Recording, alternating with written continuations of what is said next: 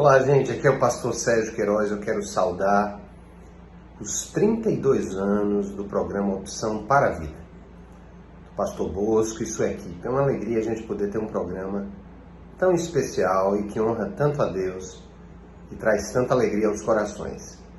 Meus parabéns. Bom dia, mas bom dia mesmo. Espero que você tenha passado uma noite em paz, um sono tranquilo e reparador.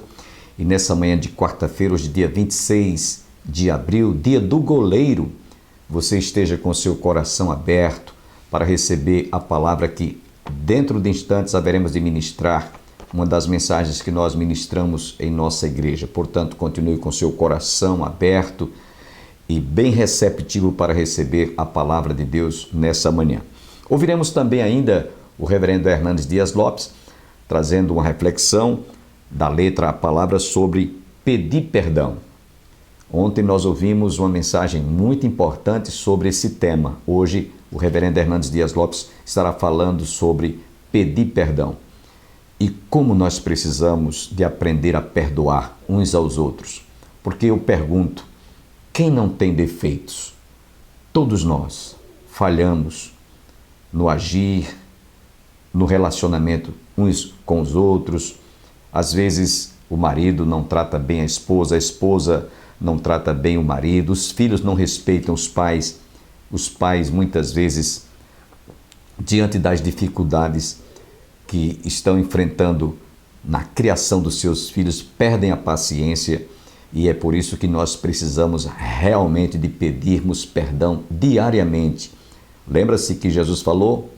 Os apóstolos vieram argumentar com Jesus que deveríamos pedir perdão até 7 vezes ao dia. Jesus acrescentou, eu não te digo só 7 vezes, mas 70 vezes 7. E Jesus deu o maior exemplo quando estava lá na cruz, recebendo todas as injúrias dos algozes, todos os insultos daquele malfeitor. Jesus simplesmente dirigiu as suas últimas palavras ao Pai, dizendo, Pai, perdoa-lhes porque eles não sabem o que fazem. Essa é a mensagem, é a maior mensagem do cristianismo que Jesus deixou como exemplo, como lição para todos nós. Pedir perdão. É o que você vai ouvir agora através do pastor Hernandes Dias Lopes, esse tema que eu acredito vai mexer e vai falar profundamente ao seu coração. Pedir perdão, Hernandes Dias Lopes. O perdão é uma necessidade vital para você ter saúde emocional. Mas pedir perdão não é fácil. Há muitas pessoas que até reconhecem que cometeram um erro, um deslize, uma palavra mal pronunciada, alterando a voz, machucando a pessoa que ama, mas tem muita dificuldade de reconhecer isso e pedir perdão. E essa dureza de coração tem sido a causa de muitos conflitos, de muitas tensões, de muitas guerras dentro de casa, de muitas separações e divórcios. Jesus Cristo disse que a causa do divórcio é a dureza do coração, é essa incapacidade de pedir perdão. E você? Como lida com isso? É claro que todos nós erramos, tropeçamos em muitas coisas, falamos muitas palavras que não deveríamos ter falado, às vezes machucamos pessoas que nós amamos de verdade. A pergunta é, você tem coragem e humildade para pedir perdão? Se você fizer isso, certamente seu coração vai estar em paz, seus relacionamentos vão estar pacificados e você vai se deleitar na bênção do perdão que você vai receber. É hora de você, em vez de ficar cavando abismos de mágoas, começar a construir pontes de reconciliação. E o primeiro passo para a reconciliação é o reconhecimento do erro e a humildade para chegar e dizer para a pessoa, por favor, me perdoe, eu estou errado. Na nossa relação com Deus é a mesma coisa. Está escrito em Provérbios 28:13: aquele que encobre as suas transgressões jamais prosperará, mas aquele que as confessa e deixa alcançará misericórdia. O perdão é resultado do arrependimento e da confissão. Por isso a Bíblia diz: se confessarmos os nossos pecados, Deus é fiel e justo para perdoar os nossos pecados e nos purificar de toda injustiça. É hora de você tomar uma decisão. Isso não é apenas emoção, sentimento, isso é ação, é decisão. Você não é o que você sente, você não é o que você fala, você é o que você faz. Então, preciso lhe dizer com toda eloquência, com todas as letras, hoje é dia de pedir perdão.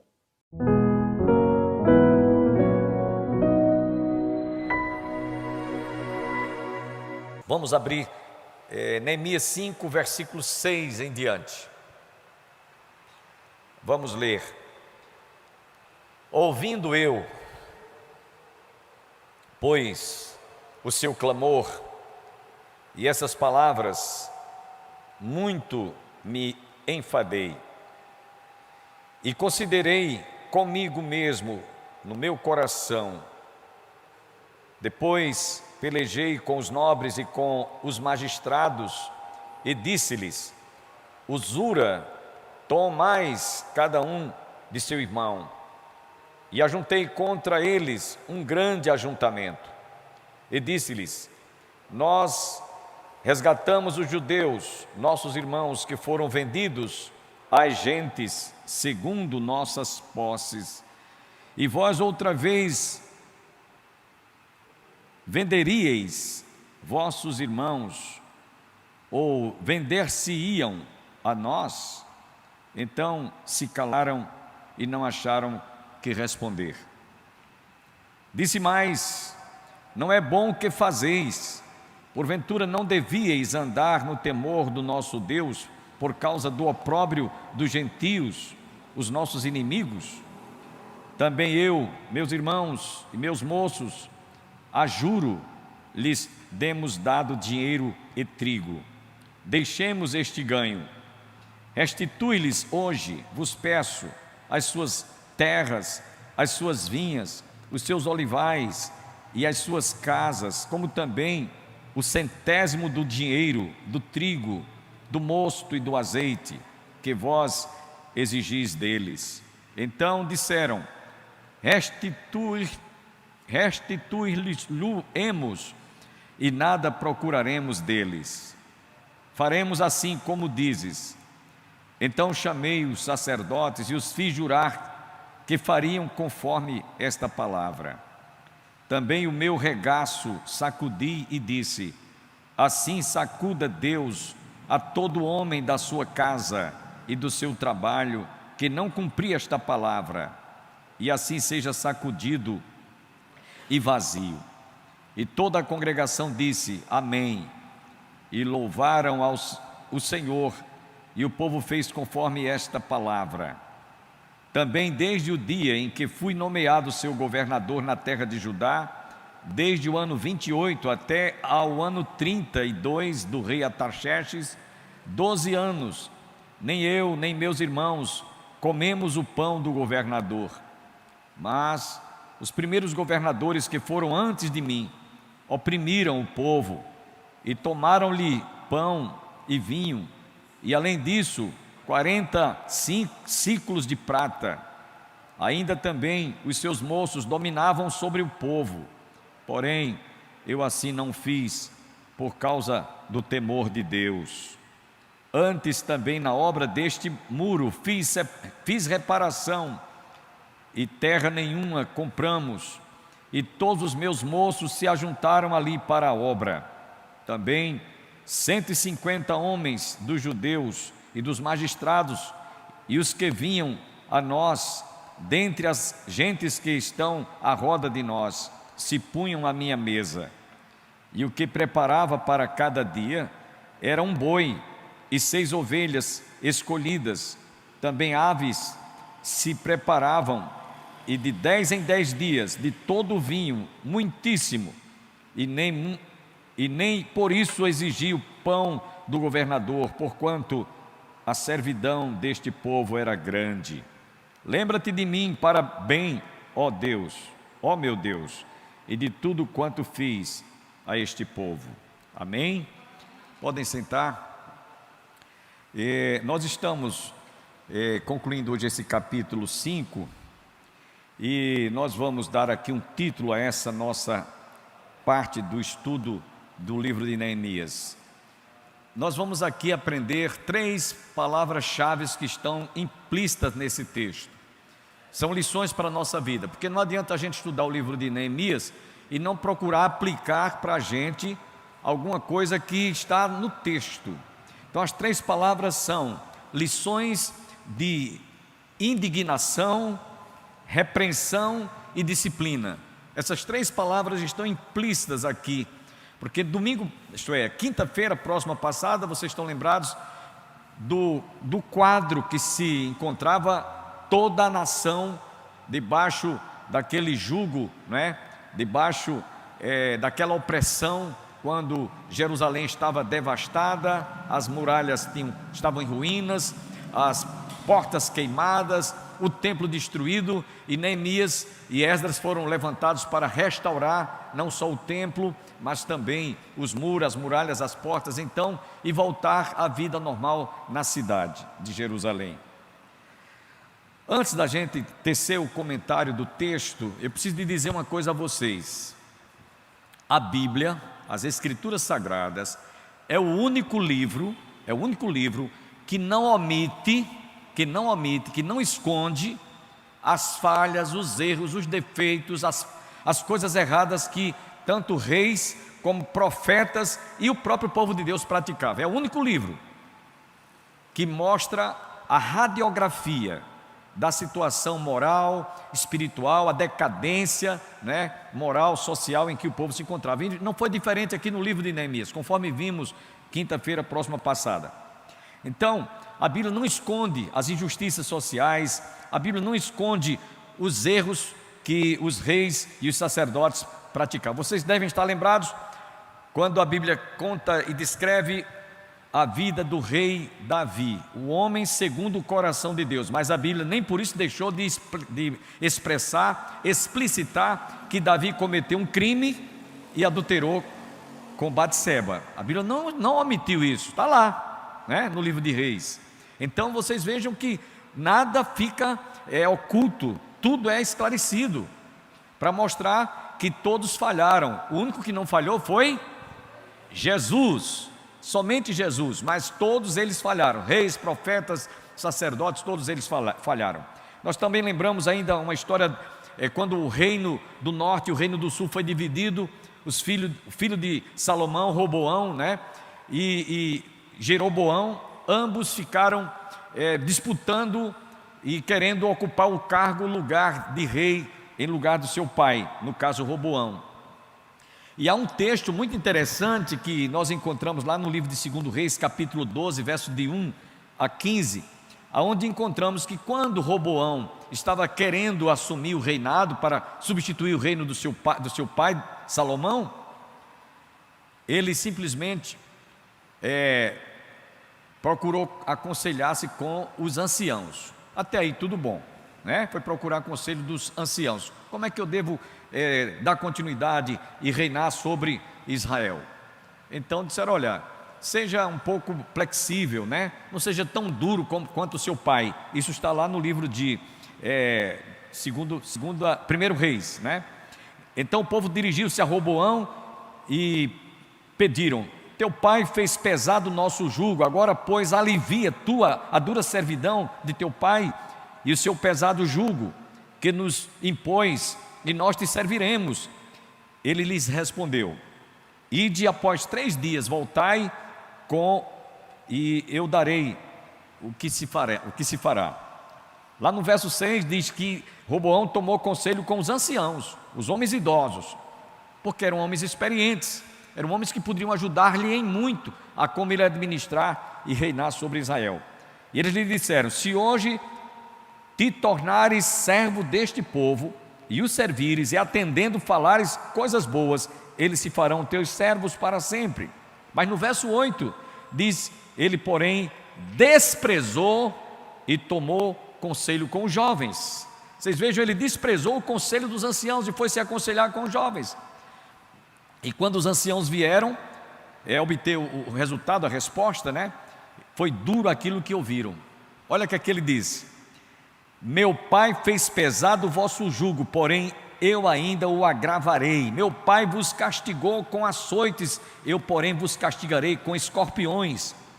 Pois os jovens haviam lhe falado: meu dedo mínimo é mais grosso do que os lombos do meu pai. Veja o que é um conselho. Por isso que a Bíblia diz: é maldito aquele que segue o conselho dos ímpios. Os jovens vieram lhe dar esse conselho absurdo, e ele tomou esse conselho e deu tudo errado. Então a situação nos dias de Neemias não era diferente.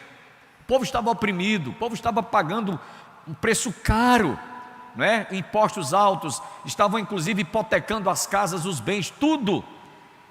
E o povo estava realmente numa situação de miserabilidade. Então não foi diferente.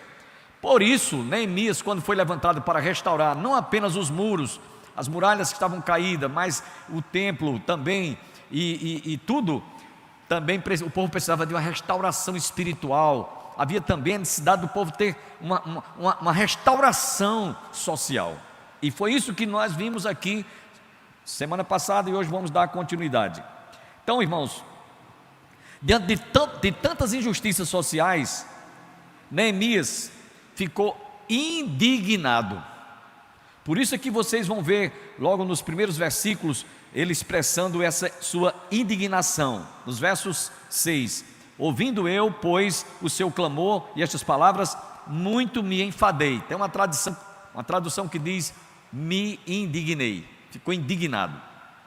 É como você às vezes, quando ouve uma notícia que ela tem uma certa aversão àquilo que é o normal, aquilo que que deve ser feito, né, para o direito, como dar o direito do cidadão, você fica indignado. Quanta coisa a gente ouve nesses dias no Brasil, decisões que estão sendo tomadas, que a gente fica indignado mesmo. Eu pelo menos fico indignado diante de tantas coisas que a gente vê nesses dias, né?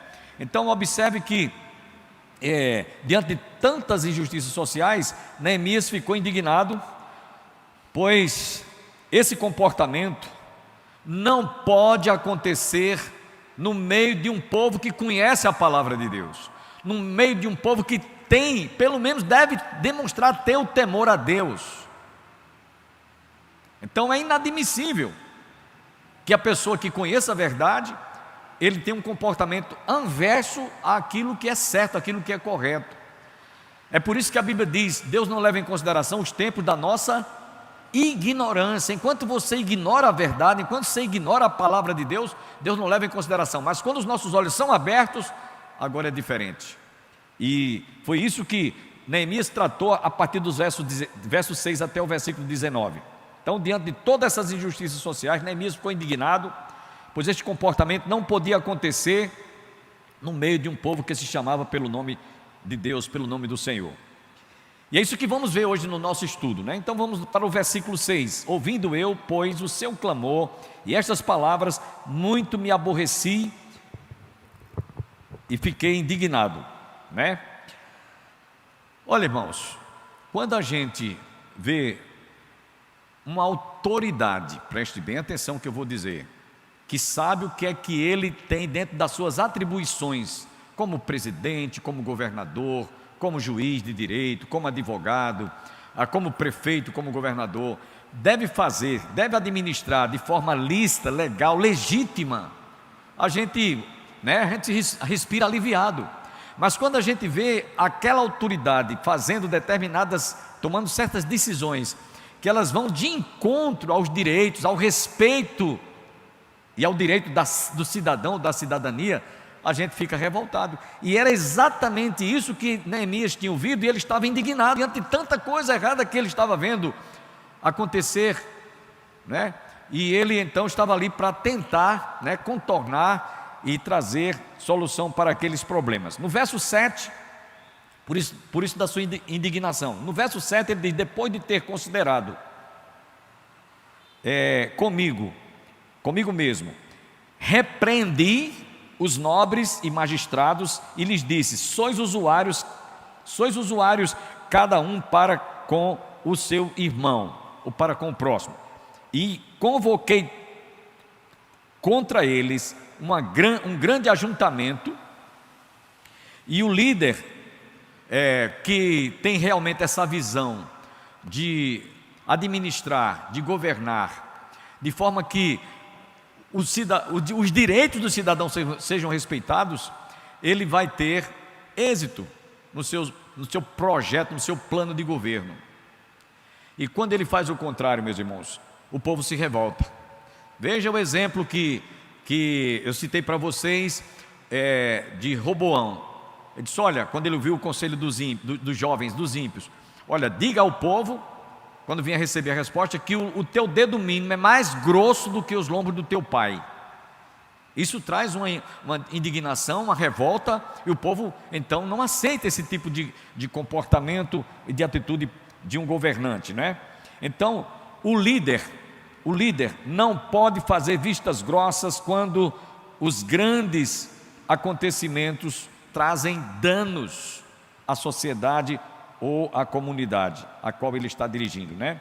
Ele não pode ter dois pesos e duas medidas. Ele tem que realmente ter uma balança, né, como o símbolo da justiça, e ela deve estar equilibrada para que não seja dois pesos e duas medidas. E Neemias estava ali para combater, Neemias estava ali para repreender, Neemias estava ali para dizer: olha, isso está errado, isso não pode acontecer. Daí a sua indignação, e agora vem o que nós poderíamos dizer, a sua repreensão. A repreensão de Neemias. Então o líder não pode fazer vistas grossas, porque para alguns mexer com pessoas grandes vai dar problema.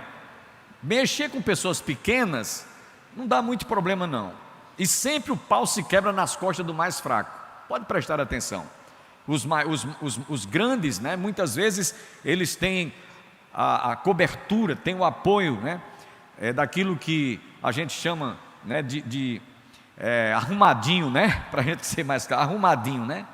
Infelizmente isso acontece.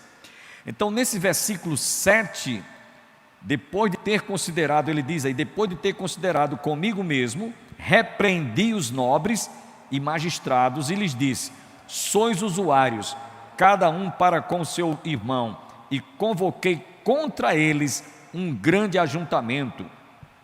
Irmãos, a gente sabe que quando se está diante de uma decisão que vai mexer com todos, inclusive dos grandes para com os pequenos, sem acepção de pessoas, isso traz um impacto muito grande. E aí é quando que acontece que, na maioria dos casos, né, a gente vê as pessoas terem um comportamento de enganação, né, de ludibriação, de fazer com que o que é errado seja passado como se fosse certo, correto. Esse tipo de comportamento encobre os erros, encobre as coisas erradas que muitas das autoridades praticam e cometem. A gente vê isso é muito comum. Parece até, meus irmãos, que a gente está familiarizado aqui no nosso país com esse tipo de comportamento por parte de muitos de nossas autoridades. Infelizmente isso é verdade, não podemos esconder o sol com a peneira. E Neemias não tinha papa na língua. Eu queria até chamar a atenção, porque ele diz: depois de ter considerado comigo mesmo, repreendi os nobres e magistrados. Nobres e magistrados. Se fosse hoje, se ele estivesse aqui na situação em que nós estamos vivendo no país, certamente ele ia chamar, ia exortar, ia dar puxavante de orelha, e muita gente que está aí de toga, né? Vocês sabem o que eu estou falando, né?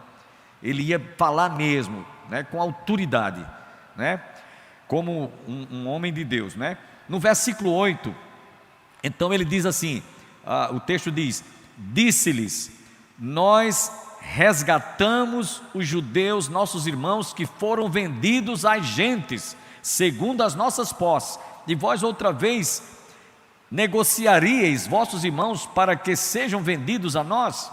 Lembra-se, pastor Antônio Júnior mostrou que estava havendo muita exploração, né? Muitos judeus tinham sido vendidos como escravos, e quando iam precisar de ter algum provento para atender suas necessidades, tomavam dinheiro emprestado a juros. Nós vimos isso aqui, quinta-feira próxima passada. E quando Neemias assume o governo, que ele governou durante 12 anos sobre aquele estado em que se encontrava, ele procurou tirar esse problema, resolver esse problema, trazer uma solução para esse problema. Mas os judeus ricos, continuaram explorando os judeus pobres, continuaram explorando. Por isso que ele diz aqui: nós resgatamos os judeus, nossos irmãos, que foram vendidos às gentes, segundo as nossas posses, e vós outra vez negociaríeis vossos irmãos para que sejam vendidos a nós. Então Neemias está lembrando aqui, irmãos, que os estrangeiros que haviam feito, os estrangeiros tinham feito com os judeus, ele percebe que os judeus ricos estavam fazendo com eles a mesma coisa. Graças a Deus, porque você que ouviu atentamente toda a mensagem que nós ministramos, e infelizmente temos que fazer esta interrupção devido à exiguidade do nosso tempo, só dura 30 minutinhos, mas você está convidado amanhã continuar conosco para ouvir mais uma vez esta palavra que eu acredito falou ao seu coração.